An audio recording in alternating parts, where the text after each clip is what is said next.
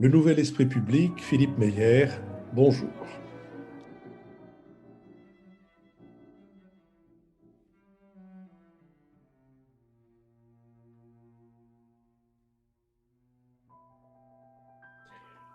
Bonjour, merci de nous avoir rejoints pour ce nouveau Nouvel Esprit Public au cours duquel nous allons tenter d'éclairer certains aspects de l'actualité. Nous le ferons avec Nicolas Bavrez, essayiste et avocat, avec Mathias Fekl, ancien ministre et avocat et conseiller régional de Nouvelle-Aquitaine, avec Lucille Schmitt du comité de rédaction de la revue Esprit et avec Lionel Zinsou, ancien Premier ministre du Bénin et président de la fondation Terra Nova.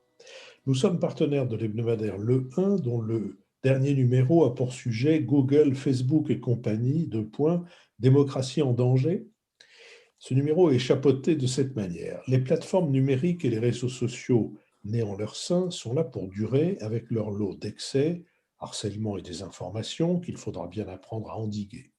S'il est absurde de les diaboliser et irréaliste de vouloir les supprimer, il est en revanche impératif d'en percer le fonctionnement et de les soumettre à un système de contrôle efficace, sous peine de voir nos démocraties chanceler, voire sombrer sous le flot des haines identitaires ou communautaires et des attaques complotistes libérées par ces boîtes de Pandore. Nous avons mis en ligne mercredi dernier un nouveau BADA de notre série consacrée au monde de la culture, à ses acteurs et à ses artisans. C'est un entretien avec Nathanaël Karmitz, le directeur général de MK2, qui entend réfléchir à l'avenir des salles de cinéma en mettant en avant la programmation et les films, en pensant les salles comme des médias et en gagnant la grande bataille de l'époque, la bataille pour le temps de cerveau disponible. Nous allons maintenant nous intéresser successivement à un sujet de politique française et à un sujet de politique internationale selon l'usage, en commençant par cette question: peut-on imaginer Marine Le Pen présidente ? Selon une enquête de Harris Interactive publiée le 25 janvier, Marine Le Pen arriverait en tête au premier tour de la prochaine élection présidentielle. Au second tour, elle remporterait 48% des suffrages.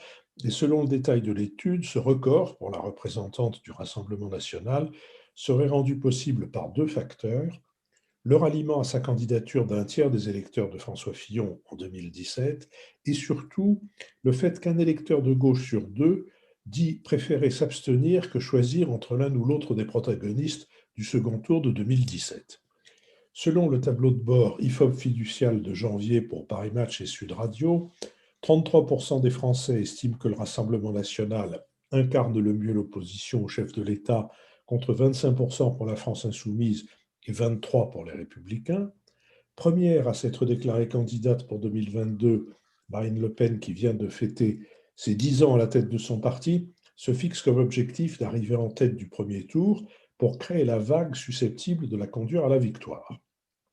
En arrondissant les angles, elle tente d'élargir son audience et la chasser du parti les skins, les néo-nazis, les membres de l'ultra-droite. Elle a condamné l'antisémitisme, rendu hommage aux victimes du Veldiv, au général de Gaulle, et elle tient d'une main ferme l'appareil du Rassemblement national. Mais son principal verrou reste l'électorat âgé, qui représente presque un quart de la population française.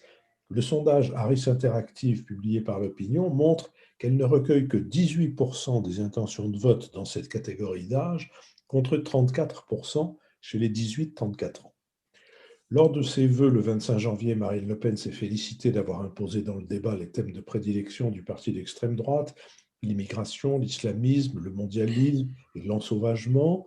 Durant le face-à-face qu'il a opposé au ministre de l'Intérieur sur France 2, Gérald Darmanin lui a reproché d'être un peu molle sur l'islamisme radical.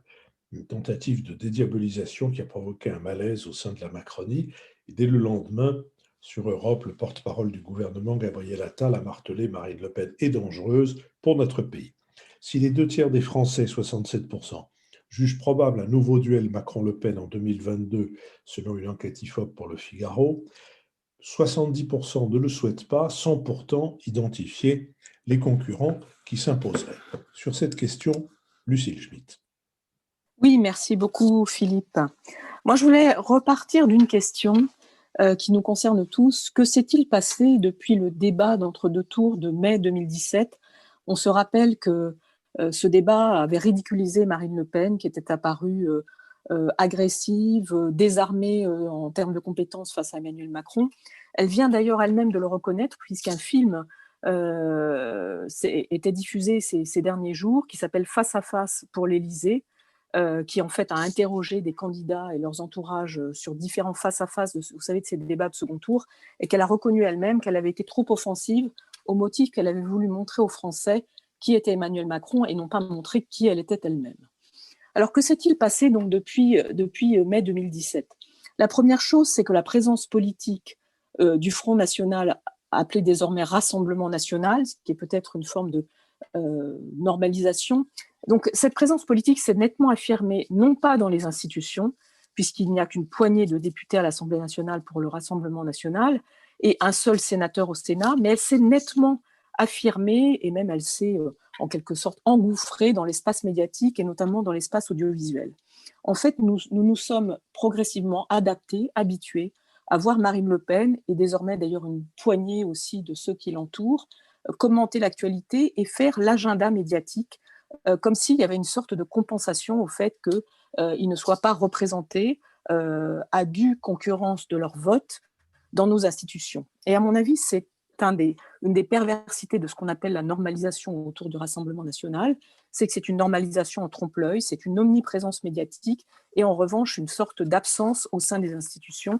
Et ça ne permet pas, à l'évidence, de savoir ce que serait réellement l'exercice du pouvoir par le Rassemblement national. Quand on regarde la télévision, on peut zapper. C'est une présence virtuelle, c'est une omniprésence virtuelle, mais ça ne permet absolument pas de se rendre compte de ce que représente réellement le danger du Rassemblement national.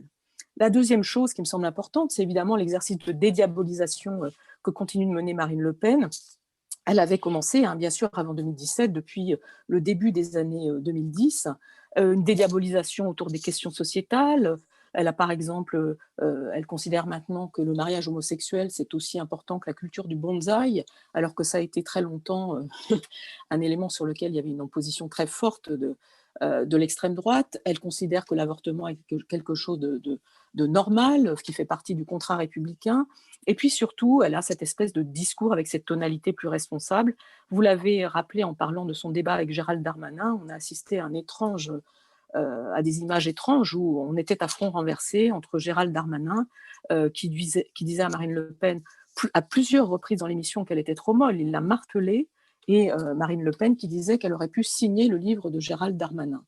C'est en quelque sorte, c'est très intéressant parce que ça marque bien le côté profondément absurde, surréaliste de cette entreprise de dédiabolisation, où on voit bien que ce qui l'emporte, c'est un exercice de communication, sans même que la question du fond de ce que représente le Rassemblement national, de ses options, de son programme, de ce qu'il ferait s'il avait le pouvoir, notamment vis-à-vis évidemment des immigrés, mais aussi en termes de sécurité, mais surtout en termes économiques, diplomatiques, tout ça n'est jamais discuté. Et c'est là-dessus que je voudrais insister pour terminer cette introduction, c'est que ce double mouvement de fausse normalisation ultra-médiatisée et de dédiabolisation en trompe-l'œil finit de manière absurde par imprégner l'ensemble des débats et des comportements de la classe politique, puisqu'aujourd'hui, vous l'avez rappelé, Marine Le Pen sera sans doute ou serait sans doute au second tour de l'élection présidentielle, si on en croit les sondages, et elle serait très proche du résultat d'Emmanuel Macron, 48%. Du coup, l'ensemble des candidats à la présidentielle qui commencent aujourd'hui à se dessiner de la droite à la gauche se positionnent par rapport à Marine Le Pen, du côté d'Emmanuel Macron, c'est clair, et se positionnent en ce qui concerne par exemple la gauche dans le fait d'attaquer Emmanuel Macron comme si on pouvait confondre désormais Emmanuel Macron, Marine Le Pen, avec l'idée que c'est la bonne manière en fait de l'emporter, réussir à empêcher Emmanuel Macron d'être au deuxième tour, puisqu'au deuxième tour, on l'emporterait forcément face à Marine Le Pen. Et c'est ça qui est le raisonnement absurde, c'est qu'il faut aujourd'hui avouer qu'il y a une forme d'impensé dans le fait que peut-être Marine Le Pen au deuxième tour pourrait l'emporter et qu'à ce moment-là, nous nous retrouverions avec Marine Le Pen présidente. Un mot, Lucille, avant de passer la parole à Mathias Fekl. Où peut-on voir ce film Face à face dont vous avez parlé? Et je crois qu'il a été diffusé soit sur LCP, soit sur Public Sénat. D'accord. Enfin, en tout cas, sur l'une des deux chaînes, Oui. deux chaînes du Parlement. Mathias Fekl. Merci beaucoup, Philippe. D'abord, une précaution.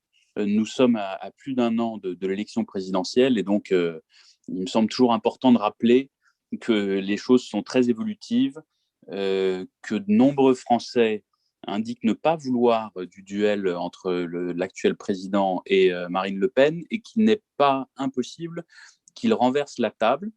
C'est vrai pour l'extrême droite, qui a le vent en poupe, c'est incontestable, mais qui peut aussi se diviser et nous réserver de ce point de vue-là des surprises. C'est vrai aussi pour l'actuel président de la République. En réalité, la situation aujourd'hui est tellement mouvante qu'il est parfaitement possible que la qualification au deuxième tour se joue in fine dans un mouchoir de poche. Mais ça, c'est plus une précaution. Il est vrai qu'à l'heure où nous parlons, le scénario le plus probable est celui d'un affrontement plus incertain que beaucoup ne le disaient entre Marine Le Pen et Emmanuel Macron. Alors, il me semble que, en réalité, le risque de la montée de l'extrême droite est inscrite d'une certaine manière dans l'état des choses depuis 2017. Pourquoi ? Un des aspects qui ont permis la victoire d'Emmanuel Macron, au-delà de son talent propre, au-delà de la dynamique qu'il a su créer et qu'il a su incarner, c'est l'implosion de la vie politique française, l'implosion et l'explosion de la gauche, y compris de la gauche de gouvernement, l'effondrement de la droite sur elle-même.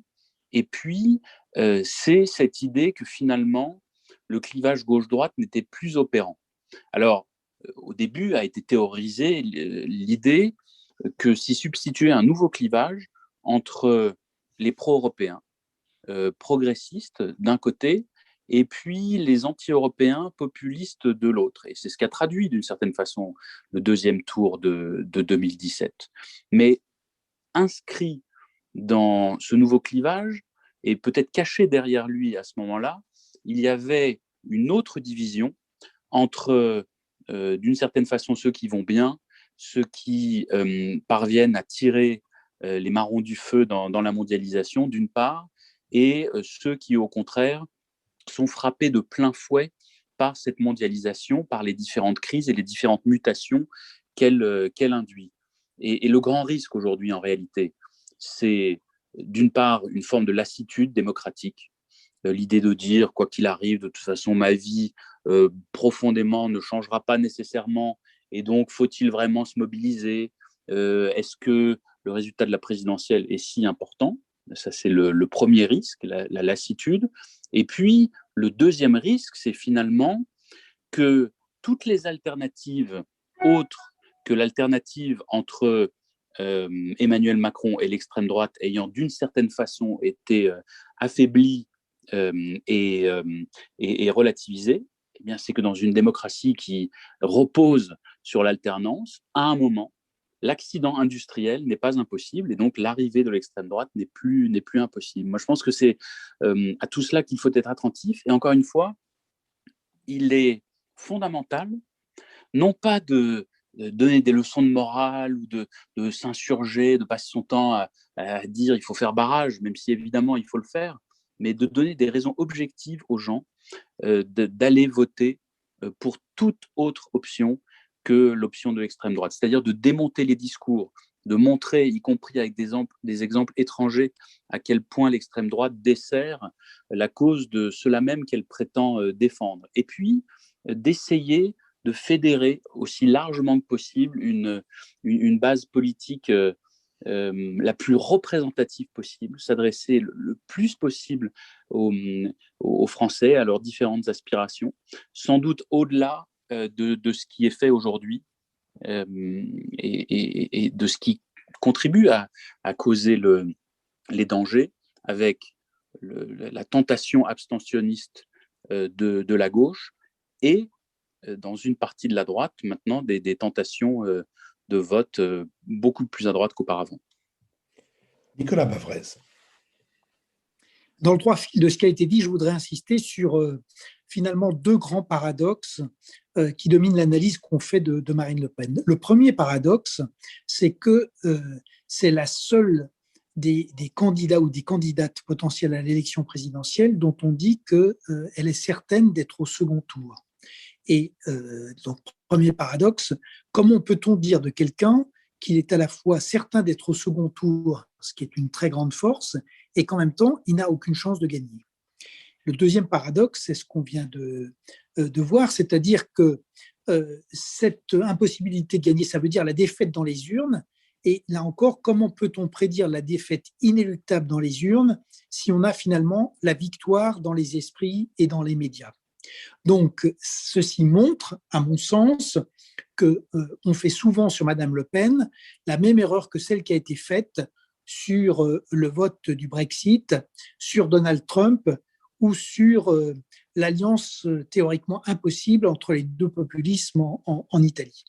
Donc, ce qu'on peut dire aujourd'hui, me semble-t-il, c'est que l'affirmation que Marine Le Pen ne peut pas gagner, cette affirmation est fausse. Pourquoi? Parce que ce qui s'est passé depuis 2017, c'est surtout que tout ce qui fait le terreau de l'extrême droite en France a cru et embelli avec la crise sanitaire, économique et politique. L'épidémie a accéléré tous les facteurs qui font le succès de l'extrême droite, la crise économique avec une récession historique, un chômage de masse, le déclassement des individus et de la nation. On a un corps social qui est de plus en plus déchiré et polarisé, avec des Français qui sont passés de la sidération à la colère. Et puis, on a une dégradation de la sécurité, une montée de la violence et un écart croissant entre les citoyens et les dirigeants. Donc, c'est exactement tout ce qui peut amener l'extrême droite au pouvoir. C'est exactement les mêmes ingrédients que ceux qu'on avait dans les années 30. La deuxième chose qui a accéléré, on vient d'en parler, c'est la désintégration du système politique. Sauf que, en plus des partis traditionnels, LREM fait aujourd'hui partie de cette désintégration. C'est un parti zombie avec une majorité énorme et vide. Et donc, ça, de ce fait même, LREM est aujourd'hui aspiré par cette dynamique de désintégration et on n'a pas d'opposition à Emmanuel Macron pour l'instant crédible dans la gauche ou dans la droite de gouvernement. Et la troisième chose qui peut jouer, c'est quand même la dégradation du Front républicain. On voit qu'il y a de plus en plus de gens à droite, mais surtout à gauche, qui n'acceptent plus cette logique du Front républicain et qui expliquent qu'ils s'abstiendront, voire même qu'ils sont prêts à voter pour l'extrême droite en 2022. Donc, pour toutes ces raisons, je pense que Madame Le Pen est en position, peut gagner et que la maxime est fausse. Alors, pour autant, je pense qu'elle est loin d'avoir gagné parce qu'elle reste en fait son meilleur ennemi. Même si elle poursuit sa stratégie de dédiabolisation, même si elle est beaucoup plus raisonnable sur l'euro, même si elle cherche à se concilier les retraités, les diplômés, une partie du monde économique, on voit qu'elle continue à souffrir de deux choses.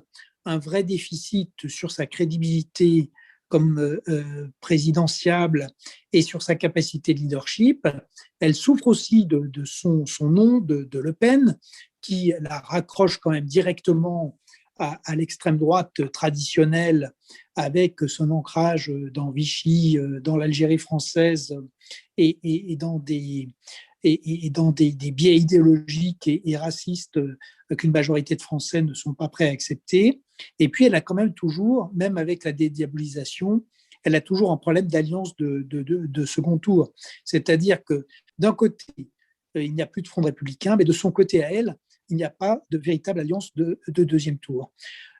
Donc, voilà pourquoi finalement, Marine Le Pen est paradoxalement aujourd'hui une forme de barrage contre l'arrivée de l'extrême droite au pouvoir. Et pour terminer, on doit souligner que Marion Maréchal serait, à mon avis, une candidate beaucoup plus dangereuse, et par son positionnement et par sa capacité à fédérer beaucoup à droite et voire à récupérer une partie d'électorat de gauche.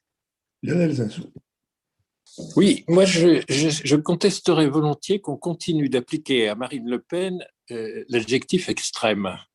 Je me demande si, à force de dédiabolisation, elle n'est pas simplement devenue, aux yeux des Français, une candidate de droite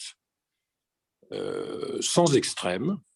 Et on voit quand même sa modération sur un certain nombre de thèmes très caractéristiques que vous avez rappelés les uns et les autres, qu'il s'agisse de l'antisémitisme, qu'il s'agisse au fond, les sujets de mœurs sur lesquels elle n'a pas des positions réactionnaires. Et moi, je pense qu'elle est devenue une personnalité d'une droite à certains égards assez moderne, assez ouverte, assez tolérante. L'évolution sur les sujets de mœurs étant peut-être la plus spectaculaire. Et donc, je ne suis pas sûr qu'elle soit perçue comme extrême.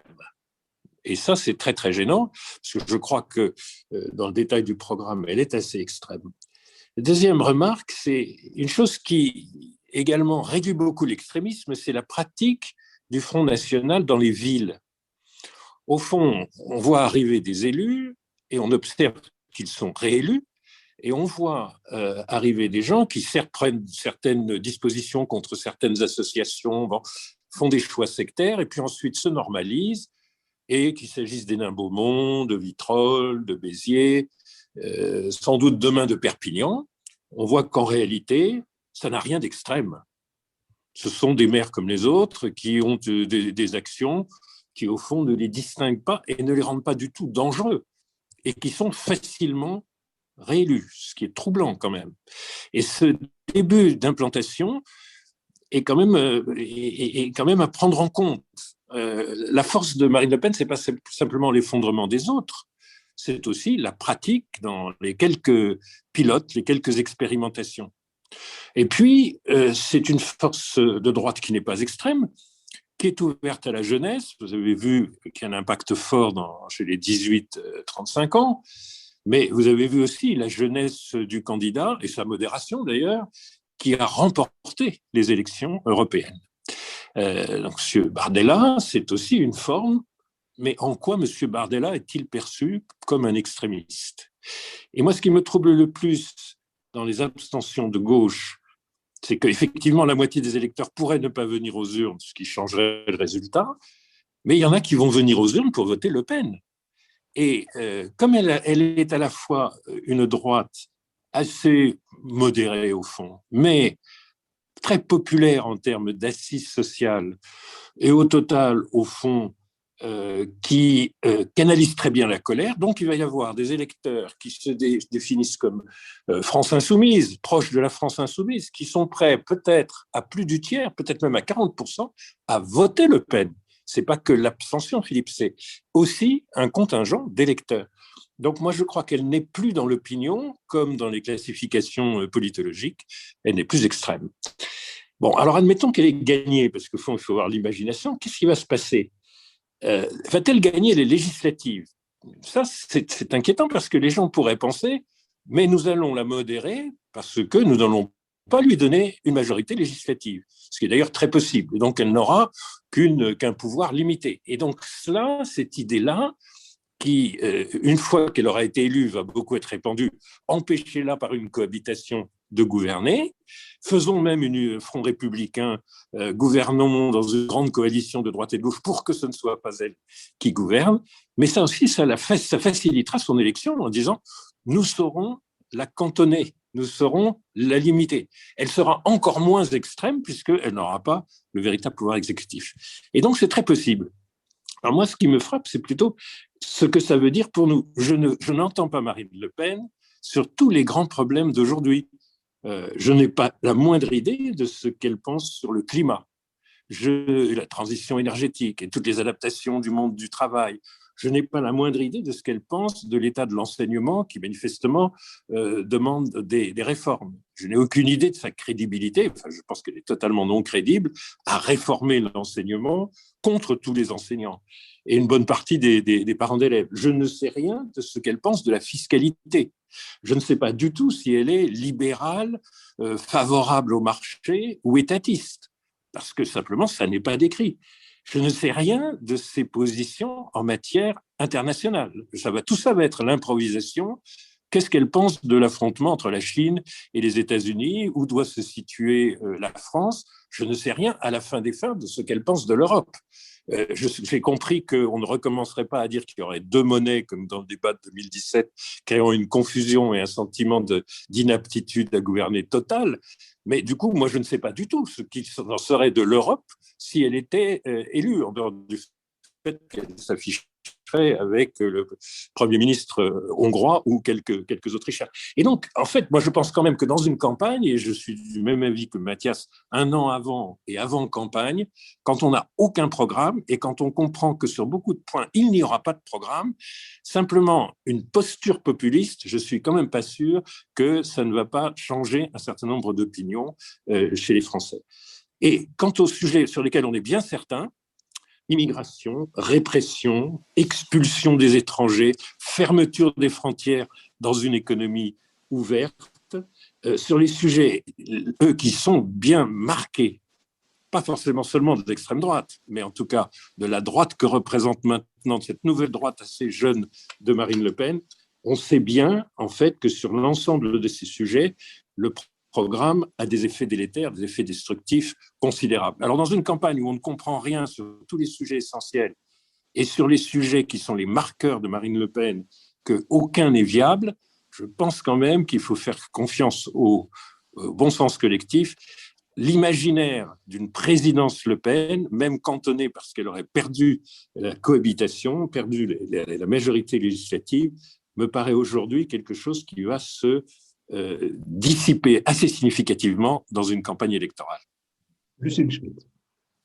Oui, par rapport à ce que vient de dire Lionel sur la question de la colère, moi je crois qu'il y a quand même un vrai sujet, c'est-à-dire que ne pas aller voter ou voter contre, c'est quelque chose qui apparaît de plus en plus net lors des récentes élections. Moi je voulais insister sur une chose, c'est qu'au moment où Gérald Darmanin est confronté à Marine Le Pen, qui lui dit « j'aurais pu signer votre livre », il avait le choix, pour dire qu'il n'était pas comme elle, puisque dans ces débats, il faut dire qu'on n'est pas comme l'autre, il avait le choix de dire, écoutez, non, vous n'auriez pas pu signer ce livre parce que vous êtes raciste, parce que vous ne respectez pas l'état de droit, etc. Et il a choisi de lui dire qu'elle était molle, et il a choisi de lui dire à plusieurs reprises qu'elle était molle. Et ça, c'est quelque chose qui profondément, je l'assume, me choque. C'est-à-dire que je pense qu'en disant ça, il fait un choix idéologique. C'est-à-dire que quelque part, il dit, au fond, je chasse sur les terres de Marine Le Pen. D'ailleurs, il l'a dit ensuite, il a parlé de l'article 44 de cette loi sur les séparatismes en disant « c'est aussi pour faire plaisir à certains électeurs du Front National ». Et ça, c'est quelque chose, c'est aussi cette espèce d'adaptation à l'omniprésence médiatique de Marine Le Pen sur laquelle nous devons nous interroger. C'est-à-dire qu'on voit dans notre débat qu'il y a un angle pour combattre Marine Le Pen qui serait celui de la compétence, politique étrangère, rôle de l'euro, etc. Et que là-dessus, à mon sens, si elle travaille correctement, elle pourra s'efforcer de répondre. Qu'en revanche, le combat idéologique me semble être quelque chose auquel il ne faut pas renoncer. Je voudrais juste dire une deuxième chose, c'est sur la gauche. On voit bien aussi, ça vient d'être rappelé par Lionel, qu'au fond, du côté de la gauche, il y a un vrai sujet sur Marine Le Pen. C'est-à-dire que s'il y a 40% des électeurs de Jean-Luc Mélenchon qui sont des électeurs de gauche, certains diraient d'extrême gauche, pour moi je dirais de gauche, qui sont prêts à voter pour elle, c'est qu'elle a repris un certain nombre de thèmes qui sont des thèmes dits de gauche. Les services publics, la question de l'égalité, la question de l'état social. Et en face de ça, à quoi assiste-t-on? À une guerre des égaux, à une incapacité à choisir un candidat. Et donc il y a un sujet du côté de la gauche, à la fois sur le programme et sur l'incarnation. Et au lieu de travailler et sur le programme et sur l'incarnation, on travaille sur le fait d'haïr Emmanuel Macron, parce que l'idée, comme je l'ai dit tout à l'heure, c'est au fond, si on est au deuxième tour, on battra Marine Le Pen. Il faut battre Emmanuel Macron au premier tour, et ensuite on battra Marine Le Pen. Alors premièrement, il semble assez impossible qu'aujourd'hui, en tout cas, la gauche, dans son état, puisse battre Emmanuel Macron au premier tour, et ensuite, comme ça a été rappelé par plusieurs d'entre nous, Marine Le Pen peut gagner au second tour. Et ça, je trouve qu'il y a une responsabilité particulière de la gauche par rapport à cette situation. Nicolas Bavrez. Oui, deux brèves remarques. La première, c'est que le reproche qui est fait à Madame Le Pen de ne pas avoir de programme, il vaut quand même pour l'essentiel des partis aujourd'hui. Y compris, le seul programme de LREM, c'est Emmanuel Macron. On voit que la droite se déchire notamment sur la politique économique entre certains qui sont plus libéraux et d'autres qui souhaitent aller beaucoup plus loin dans l'étatisation, entre l'ouverture et le protectionnisme. On a des débats assez similaires à gauche, et c'est vrai que la gauche, elle, reste éclatée entre une gauche de gouvernement, les partis des écologistes, et puis les insoumis de Jean-Luc Mélenchon. Donc pour l'instant, il faut quand même être clair, hein, il n'y a pas tellement de partis qui puissent se targuer d'avoir un projet cohérent.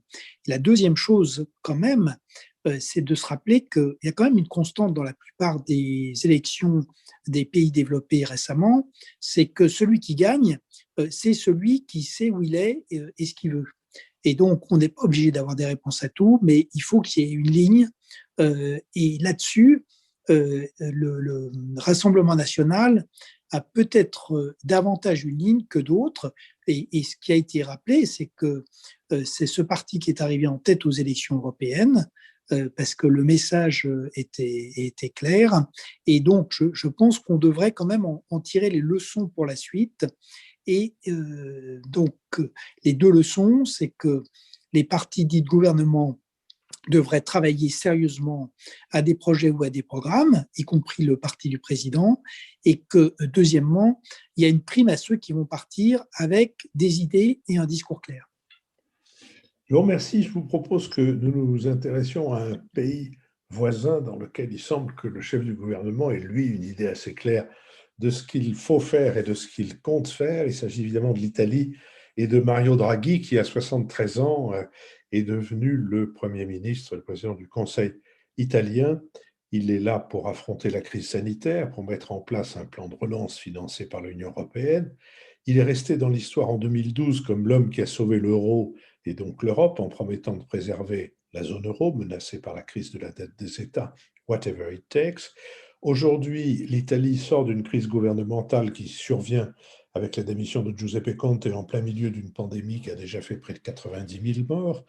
Réputé pour sa discrétion, son sérieux et sa détermination, Mario Draghi a été économiste, banquier, vice-président pour l'Europe de Goldman Sachs de 2002 à 2005, gouverneur de la Banque d'Italie de 2006 à 2011.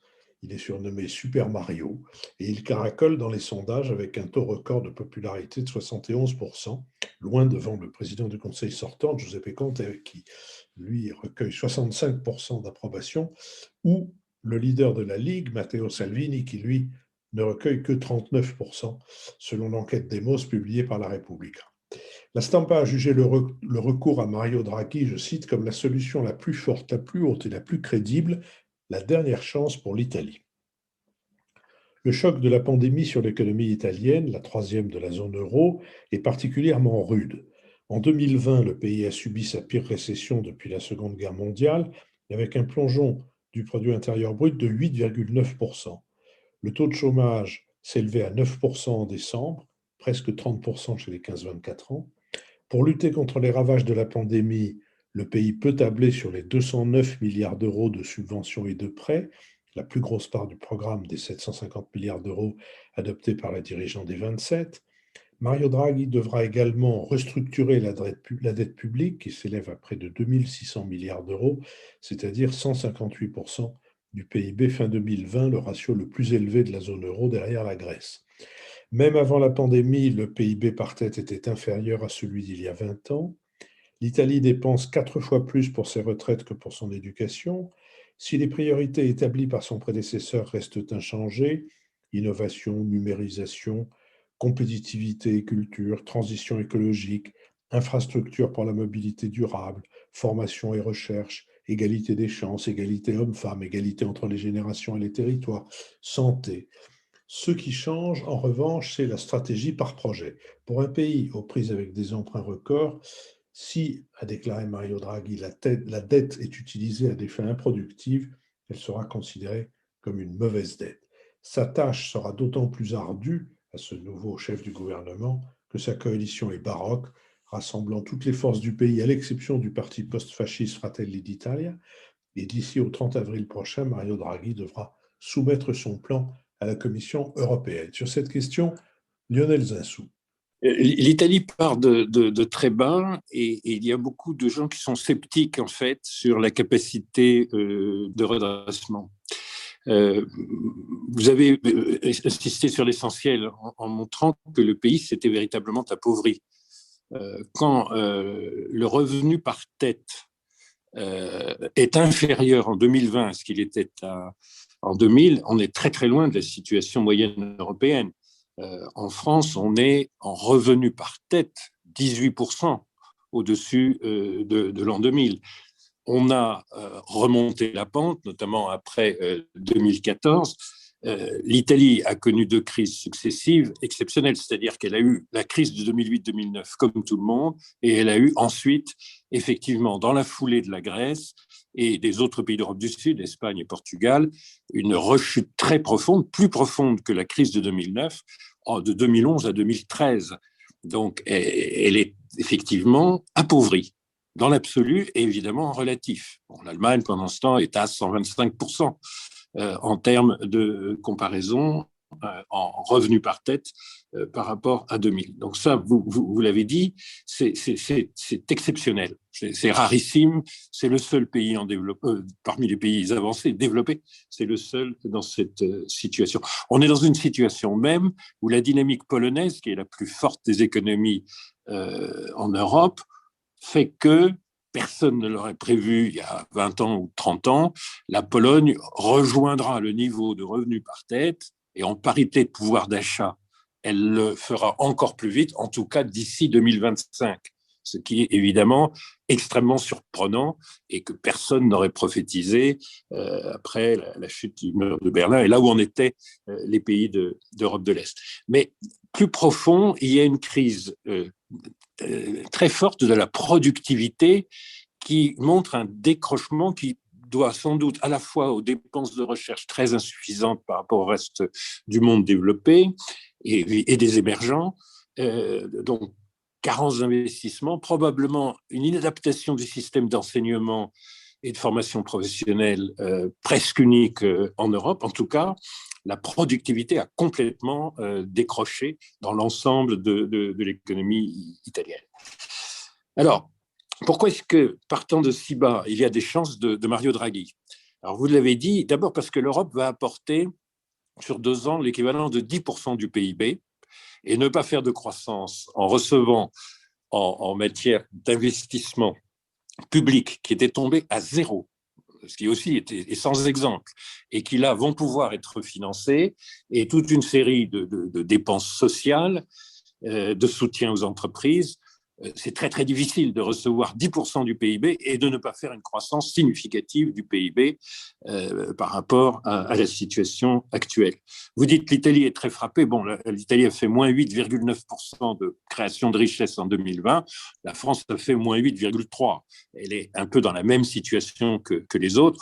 Un apport en dehors de tout ce qui a été fait et qui a fait augmenter la dette jusqu'à 160% du PIB partant de 135 avant le Covid, tout ce qui a été fait sur le plan domestique, il y a maintenant une injection qui est sans comparaison avec les autres pays. Le Portugal va avoir un peu la même situation, la Hongrie, l'Espagne, mais c'est tout. Elle fait donc partie, elle est le grand vainqueur. Et d'ailleurs, ce plan a beaucoup été construit pour que le risque de l'effondrement de l'Italie, 3e économie de l'Europe, et d'une dette qui représente à elle seule 20% de toute la richesse, de tout le PIB de l'Union européenne, pour que l'effondrement, qui serait évidemment systémique, qui par domino entraînerait une crise sans précédent en Europe, pour que tout ça n'arrive pas. Donc, elle est au cœur de cette préoccupation. Mais il a des atouts qu'il n'aurait pas eu il y a quelques années, mais qu'il a.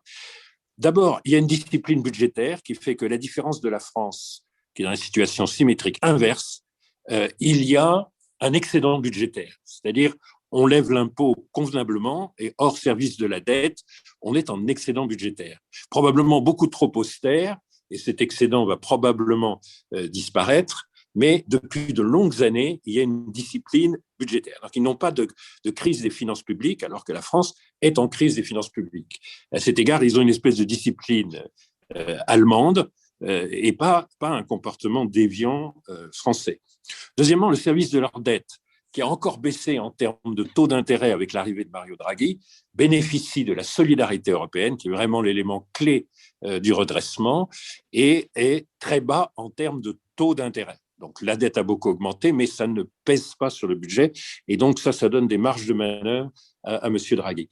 Mais il y a aussi une force des entreprises, une résilience des entreprises qui est assez significative. La production industrielle de l'Italie, en valeur absolue évidemment, en pourcentage du PIB, est supérieure à la production industrielle française. C'est un pays industriel qui est le deuxième de l'Union européenne, derrière l'Allemagne. Et il y a un excédent commercial de longue période.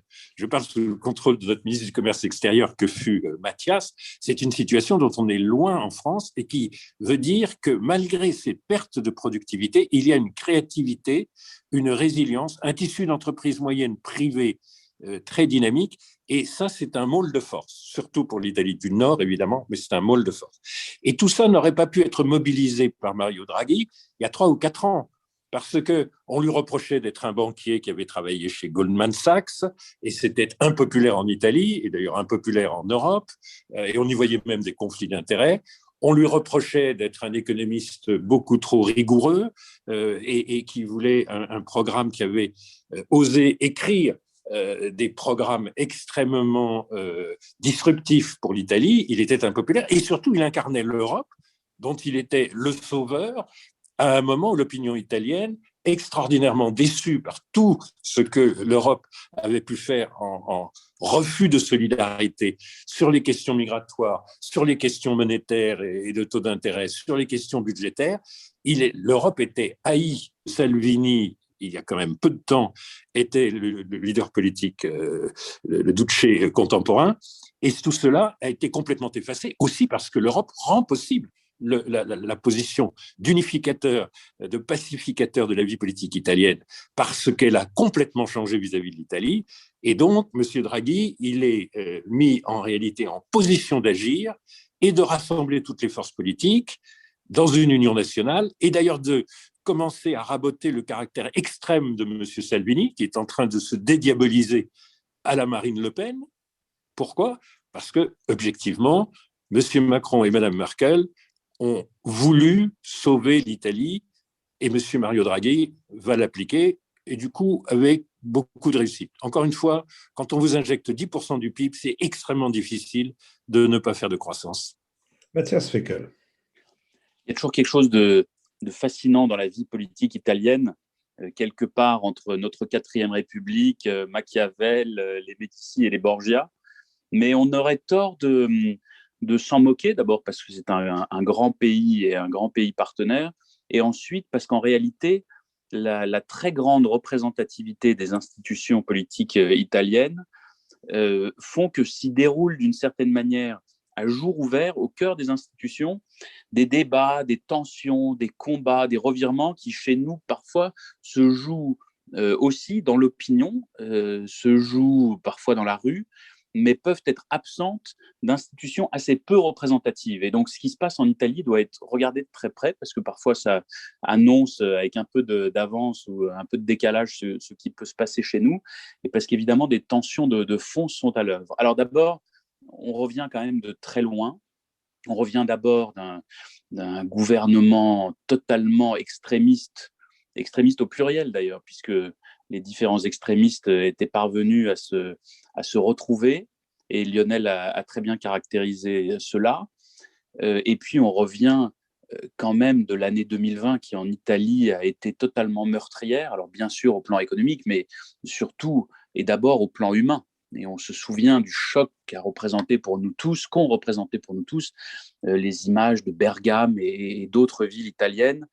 C'est là que beaucoup ont vraiment pris conscience de ce qu'était cette pandémie et de ce qu'elle pouvait signifier lorsque, dans certains endroits, eh bien, les services publics, les hôpitaux, les autorités, plus personne ne parvenait à faire face.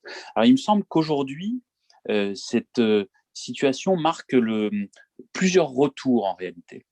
D'abord, un retour de l'Europe, évidemment, à la fois à travers l'attachement très fort exprimé par Mario Draghi dans son discours, à travers son bilan européen, puisque On peut considérer à tout à fait juste titre qu'il a sauvé la zone euro et donc l'Union européenne lorsqu'il était président de la Banque centrale européenne.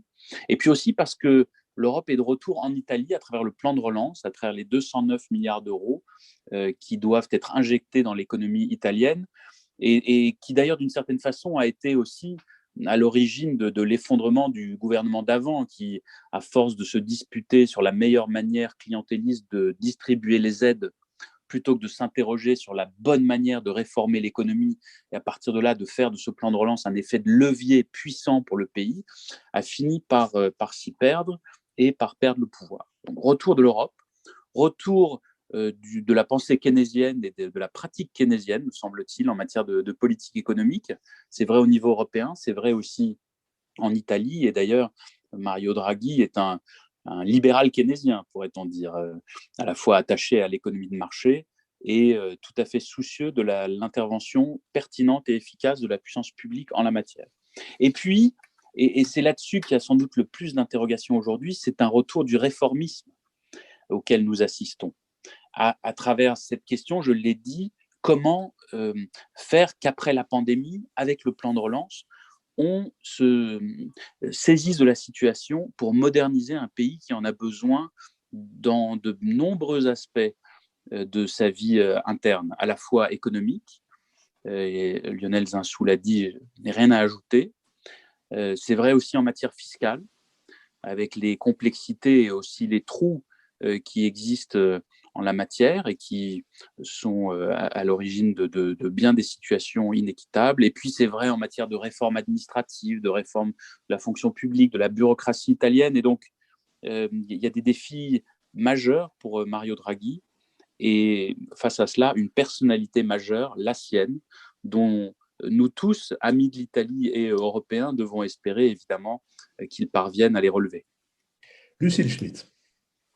Oui, merci Philippe. Dans la continuité de ce qu'ont dit Lionel et Mathias, je crois qu'on ne peut que saluer l'arrivée de Mario Draghi et peut-être rappeler que ce n'est pas seulement un technocrate.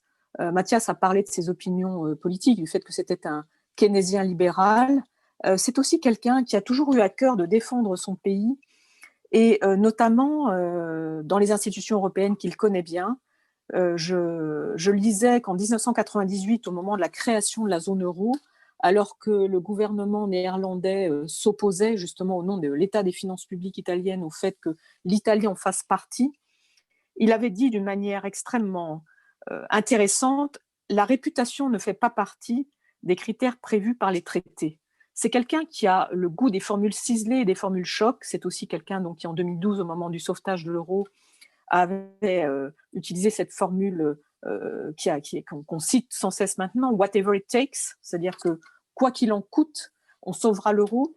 Et lorsqu'il a prononcé son discours ces derniers jours, il a dit avec force aussi que la période que nous vivions était une période aussi grave et aussi essentielle que la période de reconstruction après 1945.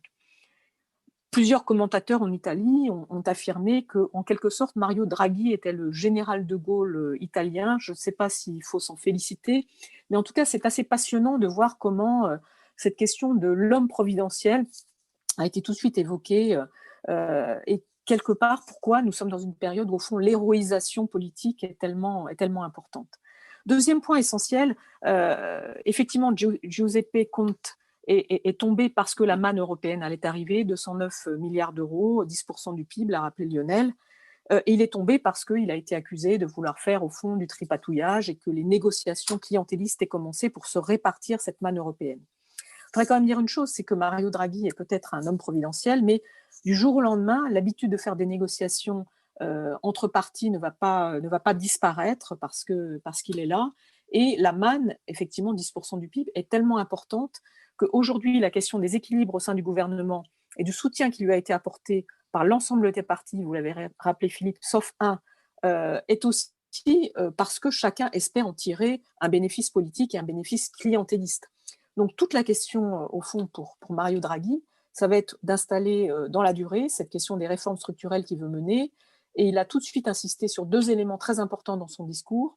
D'une part, les jeunes, avec le système de formation, parce que vous l'avez rappelé, le chômage est extrêmement élevé en Italie et surtout pour les jeunes.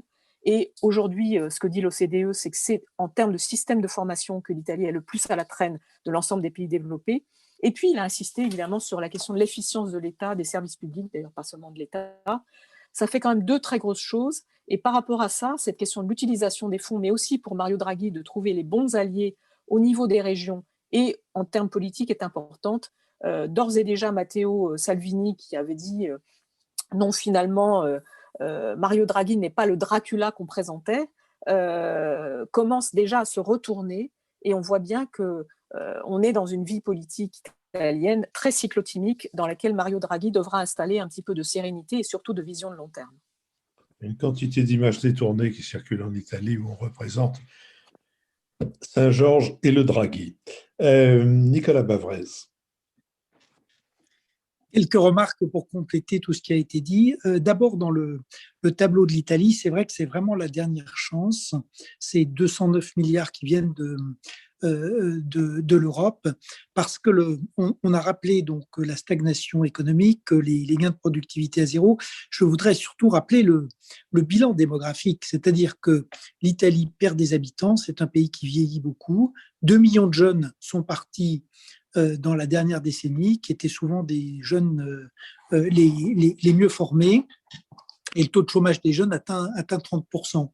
L'autre chose qui est très importante, c'est, au-delà de la paupérisation, l'importance des inégalités et des inégalités territoriales. L'Italie continue à être un ensemble complètement éclaté, et ça participe du blocage du système.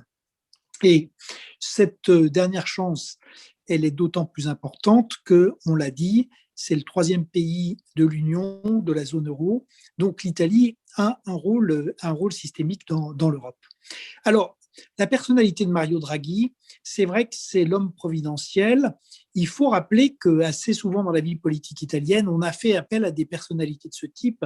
Ça avait été vrai du gouverneur de la Banque d'Italie, M. Ciampi, en 1993, et puis de Mario Monti en 2011. Mais contrairement à eux, Mario Draghi est beaucoup plus politique. Ce qui a été dit est vrai. Tout le monde explique qu'il a été le sauveur de l'euro en 2012, et c'est vrai. Mais il a été le sauveur de l'euro parce que sauver l'euro, c'était sauver l'Italie, et qu'il fallait sauver l'Italie pour sauver l'euro. Donc, le patriotisme italien de Mario Draghi est extrêmement présent et souvent sous-estimé. Donc, qu'est-ce qu'il a aujourd'hui? Pour lui, il a, je crois, 3 choses. Une capacité de leadership très forte dans son pays, mais aussi en Europe et sur la scène internationale. Ensuite, il a une vraie stratégie, c'est-à-dire que autour de ces plans de relance, le problème qui se pose, c'est l'articulation entre le court terme et le moyen terme, les mesures d'urgence et les mesures dites de reconstruction ou de transformation du modèle. Et Mario Draghi a une vision très claire de ce qu'il souhaite faire. Il a aussi une vision extrêmement claire du rôle de l'Italie, de l'articulation entre l'Italie et l'Union européenne. Donc, il devrait arriver à formaliser assez vite un plan qui sera à la fois un plan qui va permettre de réformer l'Italie et qui sera compatible avec les critères européens. Et la dernière chose, c'est qu'il bénéficie d'un soutien politique certes fragile et précaire comme toujours, mais l'alignement des planètes entre l'union nationale en Italie et puis le soutien de l'Europe, c'est quelque chose qui n'a jamais existé en Italie dans les années récentes. Les points forts, on les a rappelés, en fait, il y a des motifs d'optimisme. Le système politique a quand même été réformé. Je rappelle qu'il y a une révision de la Constitution qui a été adoptée par 70% des voix et qui a réformé le parlementarisme italien. On a parlé de la force du capitalisme, notamment du capitalisme familial. L'État a gagné en efficacité et a des finances qui sont plutôt moins mauvaises que celles de la France. Et puis, il y a un facteur quand même nouveau qu'on a vu pendant l'épidémie, c'est la résilience de la population et des entreprises italiennes. Donc, pour finir, là où l'Italie nous intéresse aussi, c'est qu'il y a donc derrière ce qui va se passer, il y a 3 enjeux qui sont fondamentaux. L'Italie nous rappelle qu'en matière de dette, c'est pas le pourcentage du PIB ou le niveau absolu de la dette qui est le plus important, c'est l'usage qu'en ont fait. La deuxième chose, c'est que ce qui va se passer en Italie va être vital pour le plan de relance et la légitimité de ce plan de relance en Europe. S'il y a un échec en Italie, ça sera l'échec du plan de relance européen. Donc, on a tous intérêt à ce que ça marche. Et la troisième chose, c'est que ce qui se passe en Italie est très important pour la France parce que la France a des pathologies qui sont à peu près celles de l'Italie, mais avec beaucoup moins de flexibilité.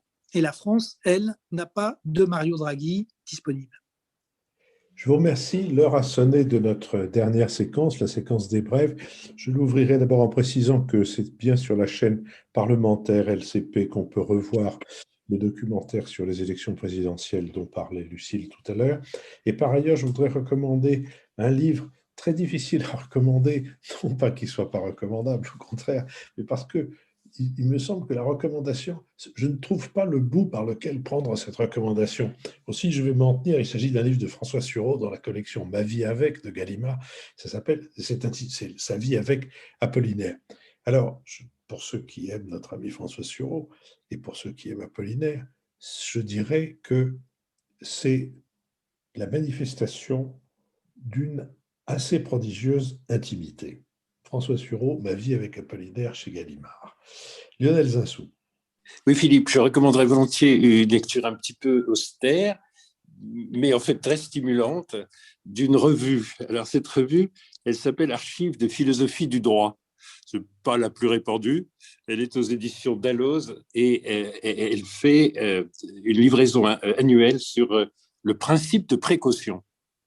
Et heureusement, vous n'allez pas avoir besoin de passer par les 570 pages parce que c'est fait d'une foule de petits articles extrêmement pointus et passionnants de grands juristes, de philosophes, d'économistes, de sociologues, d'anthropologues. C'est très varié. Et dans un monde où nous avons beaucoup d'interrogations technologiques et les conséquences de la technologie, beaucoup d'interrogations bioéthiques, avec des évolutions considérables, la faculté de prévoir les conditions de la mortalité, les maladies, etc., tous les signes faibles, les précurseurs, et donc sur tous les sujets de santé publique, et on s'en aperçoit avec le Covid, le principe de précaution qui a pris un développement considérable dans notre droit, est-il un progrès ? Est-il un embarras? Est-il gênant de voir les politiques incapables de prendre des décisions très difficiles de peur des conséquences judiciaires? Donc, il y a là des interrogations très contemporaines et il y a vraiment, pour tout ce qui peut intéresser les lecteurs, un choix de petits articles vigoureux et de doctrine absolument passionnant. Mathias Fekl. Je vous commande de Myriam Revaud-Dallon L'esprit du macronisme qui vient de paraître au Seuil. Alors, nous avons vu qu'il n'était pas forcément évident de situer le macronisme sur l'échiquier politique. Et ici, c'est une analyse par les concepts, par la vision du monde, l'idéologie peut-être même qui est véhiculée. D'autres s'y sont essayés avant. Je pense en particulier à notre ami Éric Fotorino qui avait consacré un numéro spécial du 1 à Qu'est-ce que le macronisme ? Et ici, Myriam Revaud-Dallon, qui est grande spécialiste de la pensée politique, des liens entre morale, politique, démocratie, entre le droit et la guerre, entre politique et violence, une grande spécialiste de Ricoeur aussi, s'intéresse aux mots du macronisme, les premiers de cordée, la réussite individuelle, la mobilité, la flexibilité, la start-up nation, les rapports au travail, le rapport à l'homme et à l'humain. Et c'est un essai très intéressant, très fin, très critique aussi, et dont je conseille la lecture. Lucile Schmitz. Oui, moi je voudrais recommander la lecture d'un livre que j'ai adoré, qui s'appelle Chaudin, la montagne blessée, de Luc Bronner. Je me suis aperçue d'ailleurs que Richard Verly, que je rencontre souvent au Nouvel Esprit Public, avait aussi aimé ce livre. Je ne sais pas s'ils font faire une bibliothèque. C'est une enquête en fait qui a été menée, très minutieuse, qui a été menée par l'ancien directeur des rédactions du Monde, sur l'histoire de Chaudin, un petit village abandonné des Hautes-Alpes, qui en fait a été vendu. Enfin, ses habitants, la vie était devenue tellement dure, c'était à la fin du 19e siècle, qu'ils ont demandé au ministre de l'Agriculture de racheter leur village et de leur donner des terres en Algérie. Et en fait, ce qui est extrêmement émouvant dans ce livre, c'est que Luc Bronner a été faire ce travail d'archiviste et du coup reconstituer ou même imaginer toutes ces existences, la dureté de ces existences, et notamment, il parle beaucoup d'une jeune femme, Félicie Marin, 17 ans, cette existence avortée dont il a retrouvé la tombe. Quand j'en parle, on a l'impression que c'est très triste, mais c'est en fait quelque chose de merveilleux sur la place de la nature dans la montagne et la façon dont d'ailleurs quand les hommes et les femmes s'en vont, quelque part la nature reprend ses droits. C'est une sorte d'enseignement sur ce que nous vivons aujourd'hui, sur la nécessité de mieux cohabiter en harmonie avec la nature, et c'est sur la montagne surtout. Nicolas Bavrez. Je voulais recommander le livre d'Antoine Bueno qui s'appelle Futur, notre avenir de A à Z, et qui a été publié par Flammarion. En fait, dans un moment quand même de très grande incertitude, c'est un livre qui est très plaisant parce qu'il prend donc des entrées multiples, le climat, la démographie, l'éducation, l'immortalité, les robots, la transition écologique, le travail ou les épidémies. Et à chaque fois, on a à la fois un exposé du problème, une réflexion critique et ensuite quelques propositions et des références qui sont tout à fait bien choisies. Donc, c'est tout à fait divers. On peut rentrer dedans un peu au gré de ces centres d'intérêt.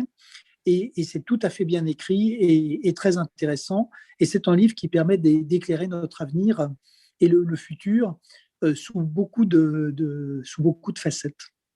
Je vous remercie. J'informe nos auditeurs que le 7 mars, nous referons une émission en direct et en public. Je crains malheureusement que celle-là aussi ne soit via la plateforme que nous utilisons habituellement et non pas à l'école alsacienne. Mais espérons que l'école alsacienne se rapproche. Quoi qu'il en soit, je remercie celles et ceux qui ont participé à cette émission, ainsi que Sophie Jacquin, avec qui elle a été préparée, Benoît Carré, qui en assure le compendium, le compte-rendu analytique, Nicolas Tourneau, qui veille à notre site, Olivier Magloire, qui veille à nos plateformes de financement, Julien Neuville et Nouvelles Écoutes qui nous produisent, et je vous dis rendez-vous à la semaine prochaine pour un nouvel Esprit Public.